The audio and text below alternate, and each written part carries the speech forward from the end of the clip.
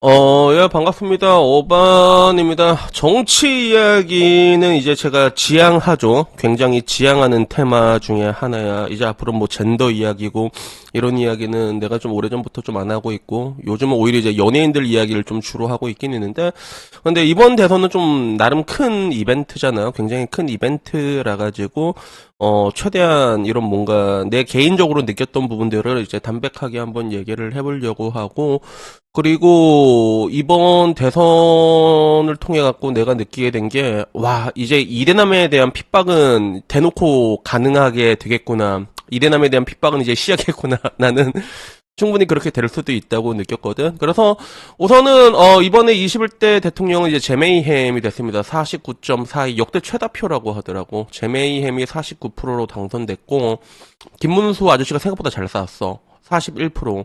그리고 준석이도 고무적이지. 8.34%면 나는 생각보다 굉장히 고무적이라고 생각하거든. 이준석도.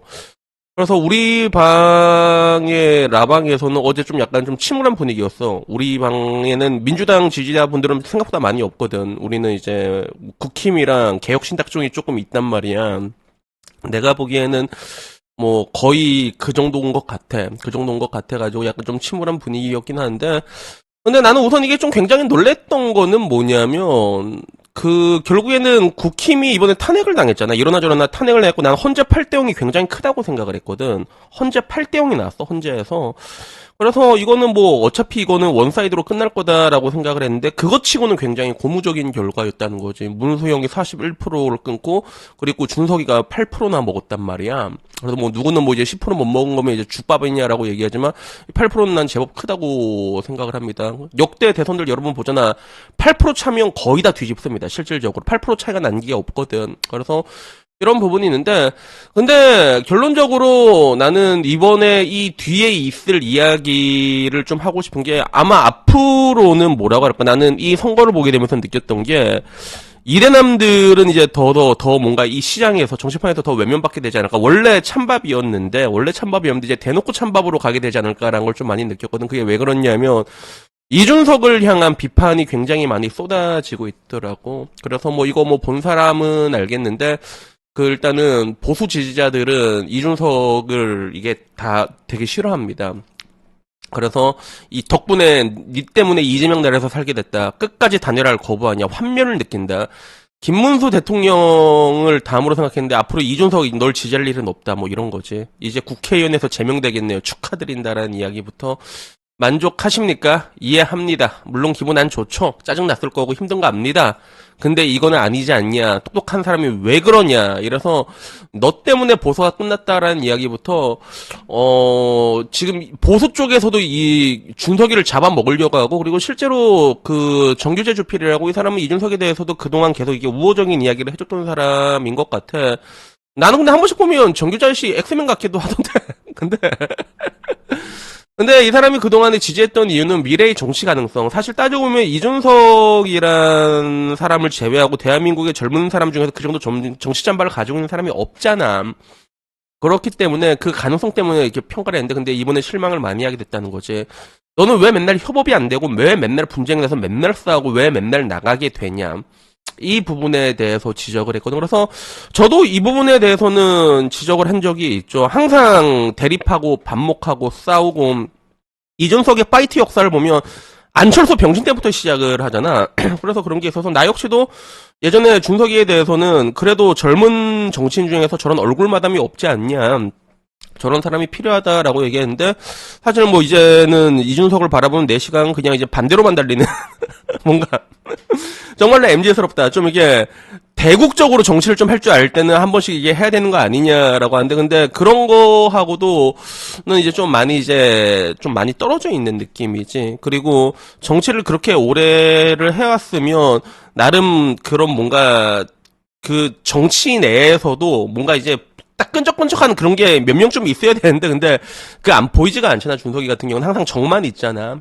그래가지고 뭐 이런 부분들에 대해서 비판을 하고 있는데 근데 문제는 이게 보수권만의 비판이 아니라는 거야. 보수 쪽에서만 비판을 하는 게 아니라 지금 여자들 가운데서 이준석 지지자들은 거의 죽일 놈이거든. 그래서 파리코 같은 데서도 뭐 이대남 이대녀 엄마다 이런데 딸은 찐 이대녀고 아들은 찐따 이대남인데 학벌은 좋다는 거야. 근데 뇌구조가 특이하다. 말도 안 통한다. 어? 근데 그 이유가 뭐냐면 이준석 편을 든다는 거야. 그리고 국민연금 어쩌고저쩌고 국민연금이 우리 세대의 잘못이냐 우리 세대를 욕한다. 진짜 50대 우리도 많이 억울하다라고 얘기하는데 그리고 국민연금 꿀 빠는 건 더 윗세대긴 해 사실. 근데 다 우리 탓이라고 섹스톤 그 자식이 기성세대인 걸 갈라쳤다고 얘기를 하는 거야. 그래서 뭐 결국에는 이재명 아들도 욕하면서 자식 잘못 키워서 대통령 자격 없다고 이렇게 날짓는데 나도 널 잘못 키웠다 이러면서 나한테 너 같은 아들이 나올 줄 몰랐다. 화염병 들고 민주화 운동한 나한테 어떻게 너 같은 아들이 태어나니. 화염병과 민주화 운동은 뭔지 모르겠는데 그래서 알아서 장가가고 내 돈 안 아까워서 한 푼도 지원 안 해줄 거다. 뭐 이런 이야기. 아들과 전련하겠다. 그래서 정치 때문에 뭐 절연까지 가는 게 내가 보기에는 정상적인 상황이 아닌데 근데 지금 보게 되면 그 부모 자식 간에도 이제 지금 정치로 굉장히 제메이햄 지지자 중에서 제일 죽이고 싶은 건 또 이제 이준석이거든 사실. 우리는 왜 그런지 알고 있잖아, 그치? 일단은 우리 칼이나 걱정되긴 하는데 그래서 뭐 이런 것 때문에 결국에는 뭐 이제 온라인 커뮤가 왜 전부 다 이제 이준석 때문에 이준석을 지지하냐 여기에 대해 가지고 여초에서는 이해가 안 된다는 거야. 그리고 자기도 뭐 20살 재소생 아들이 이해가 안 된다 뭐 이런 이야기거든. 그래서 이런 이야기들을 보게 되면서도 야 정치라는 게 이제 이렇게 심각해졌구나라는 거.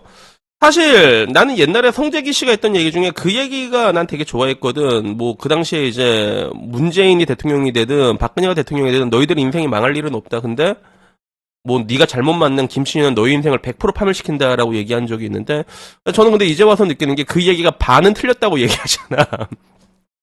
지금 와서 보면 알겠지만 이 정치라는 거는 이제 우리 삶에도 굉장히 깊숙이 들어오게 됐던 건데 근데 결국에는 이 그런 뭔가 대립과 반목이 확실히 극에 달하게 됐고 원래 이대남들은 이 뭔가 이 정치가 항상 찬밥 신세였는데 지금 와선 찬밥이 아니라 이제 전부 다 죽여버리자라는 그런 명분 같은 게 만들어진 게 아닌가 그런 생각이 문득 들었어.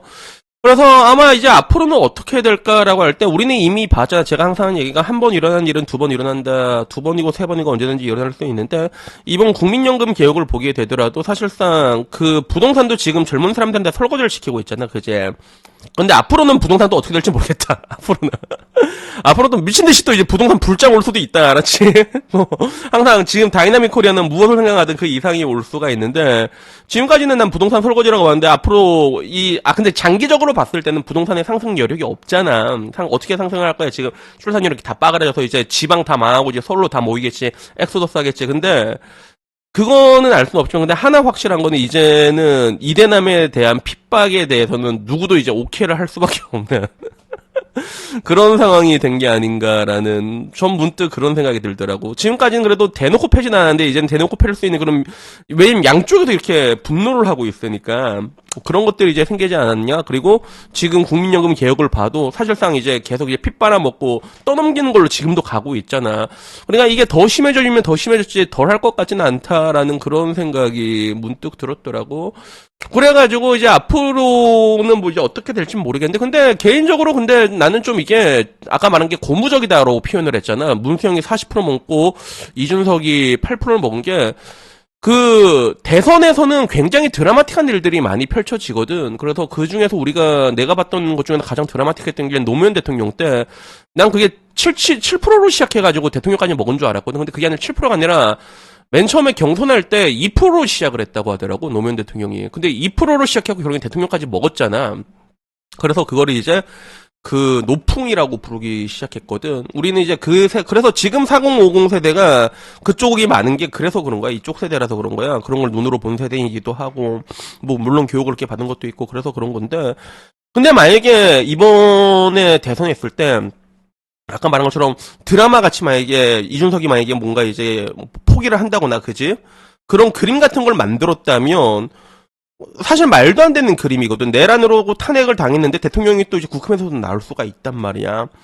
이런 것들이 실제로 나올 수가 있었어. 그리고 내가 보기엔 문수영은 조금 약해. 문수영 캐릭터가 약해. 하다못해 그 윤석열 아저씨한테 먹보다 아니 근데 먹보는 표현이 정확하지 않냐? 만약에 안철수를 좀 이제 당에서 밀어줬잖아. 안철수를 당에서 밀어줬더라면 그러면 또 다른 그림이 나올 수 있지 않고 한동훈 같은 경우도 맨 처음에 그 탄핵 쪽에 찬성 쪽으로 가는 게 아니라 맨 처음엔 당론을 지키자는 입장이었잖아. 당론대로만 이제 움직이는 쪽으로 갔으면 애초에 탄핵도 안 당했지, 윤석열이, 그치? 그래서 지금 와서 이게 48대 41이 나오면 탄핵도 이게 왜 탄핵 당한 거지? 이런 생각이 든 사람도 진짜 많을걸, 실질적으로? 그래가지고 이게 보고 나니까 나는 이번 대선을 보고 나면 뭐 이게 다들 이제 이겼다 졌다 이긴 사람은 축배를 마시고 있고 진 사람은 이제 뭐 이민 가자 이런 분위기긴 하지만 뭔가 좀 되게 되게 뭔가 변수가 많았던 그런 대선이 아니었나. 뭔가 조금만 변화가 됐어도 정말로 다른 결과가 나올 수 있는 그런 요소들이 굉장히 많이 보였던 그런 대선이었다고 생각해. 내가 봤을 때는 굉장히 많은 변수가, 이렇게 많은 변수가 보인 대선이 잘 없거든. 그래서 그런 쪽으로 봤을 때 가장 변수가 없던 대선이 이제 옛날에 이명박이랑 정동영 했을 때 어떤 긴장감도 들지 않았잖아. 지금 와서 보게 되면, 야, 이렇게 나왔단 말이야? 나는 굉장히 고무적이라고 생각하고, 솔직히 말해가지고, 굉장히 여러 가지가 나왔을 수도 있는데, 이렇게 돼버렸구나라는 뭐 그런 생각이 들더라고. 그래서 여튼간에 이제 이대남들에 대한 핍박 어차피 정치권에서 벌어진 패였긴 한데 더 심해질 수도 있는데 이럴 때일수록 그러면 이대남들은 어떻게 해야 되냐라고 했을 때 지금 2030 남자들이 한 660만 명 정도 된다고 하더라고. 그 중에 절반 가량이 조금 안 되게 이준석을 지지해서 저표가 나온 건데 뭐 어쩔 거야. 더 뭉쳐지 저쪽으로. 저쪽으로. 여러분의 살 방법은 그거밖에 없습니다.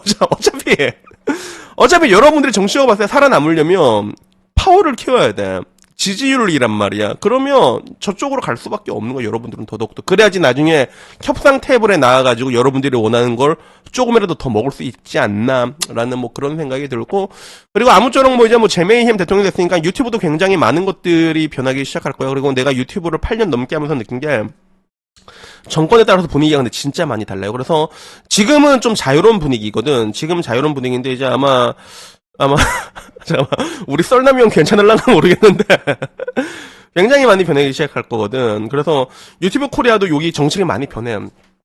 그래서 내가 옛날에 어반룸 채널이 만들어진 것도 옛날에 얘기는 진짜 죽다는 거 얘기도 막 노땅 붙고 그래갖고 이게 어반룸 채널이 나오는데 지금은 또 자유롭거든. 그래서 요게 변하게 되는데 나는 이제 이 변하는 분위기가 조금 약간 삭막하게 되면 그럼 난 가만히 있을 거다 알았지. 나 아무 말도 안 하고 나는 아무나 얘기하고 지금도 유젠스 얘기하고 있는데 유젠스가 만약에 이제 그쪽으로 붙을 것 같잖아. 그럼 나 그다음부터 유젠스 안 건드린다 알았지.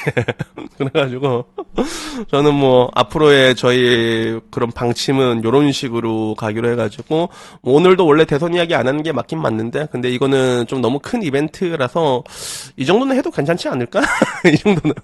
이 정도는 해도 괜찮지 않을까라는 생각이 들었고 그리고 이래저래 굉장히 많은 그런 변수가 보였던 그런 대선이야.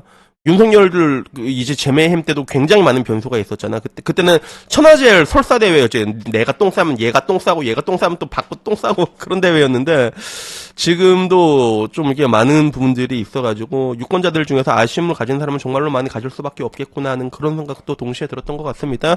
그래도 어떻게 하면 오늘 이야기는 여기까지고요. 다음부터는 조금 재밌는 이야기로 찾아뵙도록 하겠습니다. 이상입니다. 감사합니다. 땡큐.